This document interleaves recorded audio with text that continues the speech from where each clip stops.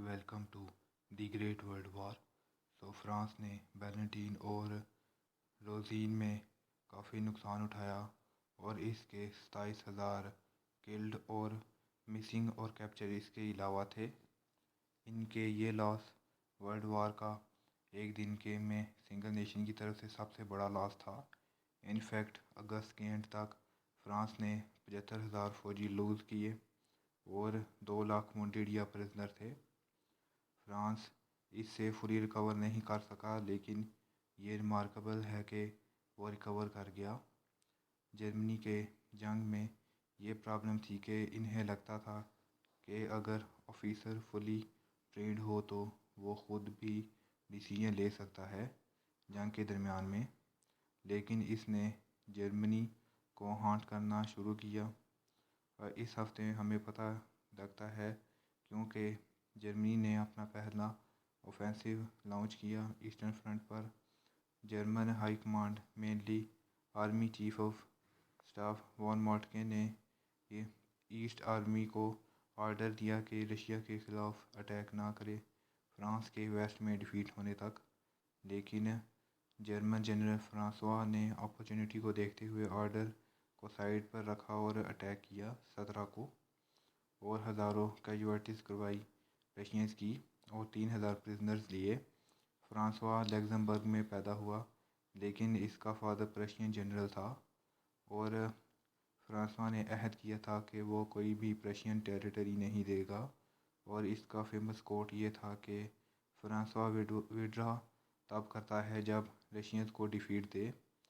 Francois blue کرتا تھا بے شک رشیا کے پاس نمبرز ایڈوانٹیج ہے، لیکن جرمن ایڈوانٹیج ویپنز اور اکوپمنٹ میں ہے، اور اس کا مطلب ہے کہ رشیا کو ابھی اٹیک کیا جائے، اور اس نے اپنے سپیریئر وان پریٹویٹس کو کنونس کیا کہ وہ آرڈرز کے اگینسٹ جائے، اور 20 اگست کو جرمن اٹیک بیٹل آف گمبینن میں جرمن فیلئر ثابت ہوا اور فرانسوا اور جرمنز کو ریٹریٹ کرنا پڑا۔ ہزاروں کی تعداد میں جرمنز مارے گئے رشین گنز سے، اور 6,000 جرمن پرزنرز ملے رشیا کو۔ مالٹکے اور پریٹویٹس پینک ہوئے اور انہیں لگا کہ برلن بھی رشین آرمی کے تھریٹ میں آ گیا ہے، پریٹویٹس 150 کلومیٹر ریٹریٹ کر گیا اور ایسٹ پرشیا کو رشینز کو دے گیا، اور مالٹکے نے سیورل ڈویژنز کو فرینچ فرنٹ سے ٹرانسفر کیا رشین فرنٹ پر۔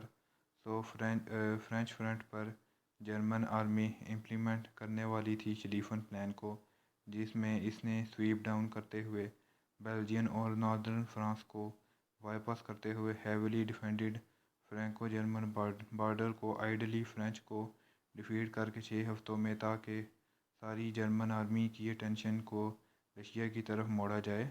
مالٹکے نے ٹروپس کو فرانس سے دور لے جا کے رشیا کے خلاف یوز کرنے کا آئیڈیا کوئی زیادہ اچھا نہیں تھا، لیکن بہرحال اس نے شلیفن پلان کا آغاز کیا، اور اگست 26 کو جرمن ٹروپس برسلز میں انٹر ہوئے۔ یہ پہلی دفعہ تھا 1870 میں پیرس کے بعد جب کوئی یورپین کیپٹل کو فارن نیشن نے آکوپائی کیا تھا۔ اس موقع پر اگر ہم بالکنز کو دیکھیں تو مڈ اگست میں آسٹریا نے فائنلی اسٹیبلش کیا ڈرینا ریور کی شور پر اور سربیا کی طرف ایڈوانس شروع کیا۔ آسٹریا کو جلد ہی اندازہ ہو گیا کہ سربیا کافی اچھی ملٹری پاور ہے اور اس کی ملٹری کافی آؤٹ آف ڈیٹ ہے۔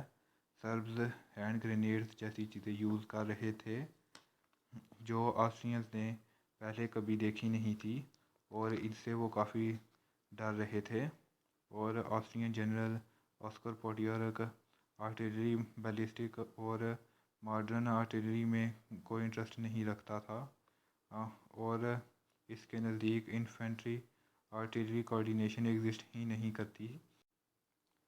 15 اگست کو آسٹرین آرمی نے سیر ماؤنٹ پر اسالٹ کیا، جو ایک ڈیفینڈ پلیٹو پر 30 کلومیٹر تھی ایسٹ ڈرینا ریور کے۔ آسٹریئنز کے لیے کافی ٹف کلائمبنگ تھی، تو انہوں نے آرٹلری کو پیچھے چھوڑ دیا اور ہیوی رین میں پلیٹو پر پہنچ گئے، اور 1 AM کو سربین ٹروپس نے اوپن فائر کیا، سوئے اور ڈس آرگنائزڈ کیا آسٹرینز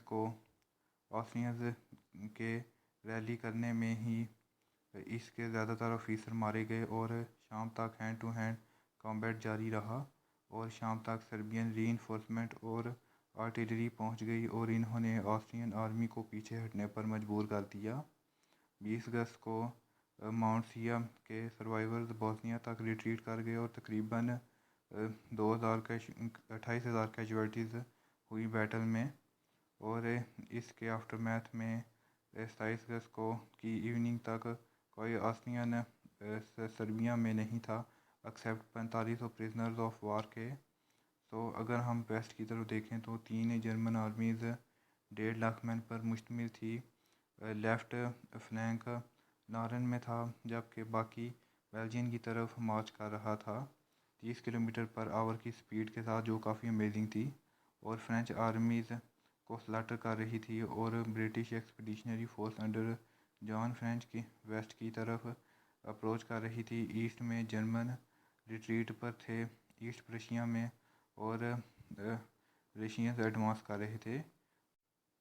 ویسٹ میں وکٹریز کے بعد پچھلے ہفتوں میں چیزیں اچھی لگ رہی تھی جرمنی کے لیے، لیکن ان کی ریپوٹیشن کافی خراب تھی اور جرمن ٹروپس کی ویسٹ میں سویلین کے خلاف اٹراسٹیز بڑھ رہی تھی۔ ڈینٹ میں جرمن سولجر ریپیئر کر رہا تھا برج کو، تو اس پر بیلجین سویلین کی طرف سے فائرنگ کر دی گئی اور بدلے کے طور پر 600 بیلجین مردوں عورتوں اور بچوں کو شاٹ کر دیا گیا۔ 20 اگست کو یہ اینڈین میں ہوا۔ یہاں پر ایک پرنٹڈ اناؤنسمنٹ جرمن جنرل وان بلو کی طرف سے ہوئی جسے لیج میں پوسٹ کیا گیا۔ اس میں اس نے کہا کہ اینڈین کی پاپولیشن کے پیسفل انٹینشن دکھانے کے بعد ہمارے ٹروپس پر ان کی جانب سے اٹیک کیا گیا۔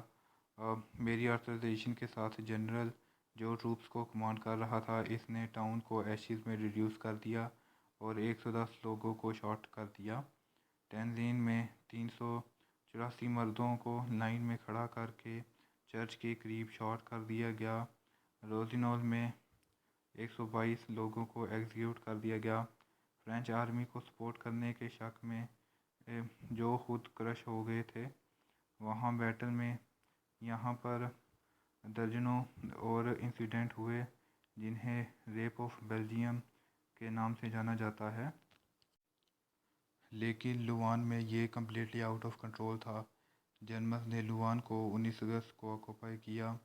29 اگست کو بیلجیم آرمی جو اینٹورپ سے آ رہی تھی، اس نے جرمنز کو ہراس کیا، لیکن جب یہ ختم ہوا تو جرمن کمانڈ نے ڈیسائیڈ کیا کہ لوان کے لوگ ذمہ دار ہیں۔ تو اگلے 5 دن جرمن ٹروپس نے کئی سو کی تعداد میں دونوں جنس کے لوگوں کو ایگزیکیوٹ کیا، کافی کلرجی سمیت، اور سٹی کو جلا دیا اور اس کی کافی فیمس میڈیول بلڈنگ بھی جلا دی۔ انٹرنیشنل پریس میں کافی زیادہ ہاربل طریقے سے اسے پیش کیا گیا۔ ایون نیو یارک فارچون میں ہیڈ لائن بنی کہ جرمنز نے لوان کو سیک کیا، عورتوں اور کلرجی کو شاٹ کر دیا، 1000 لوگوں کو سٹی سے نکالا، 6000 سویلینز کو مارا گیا۔ کنفرم طور پر بیلجیم اور فرانس میں جرمن کے ہاتھوں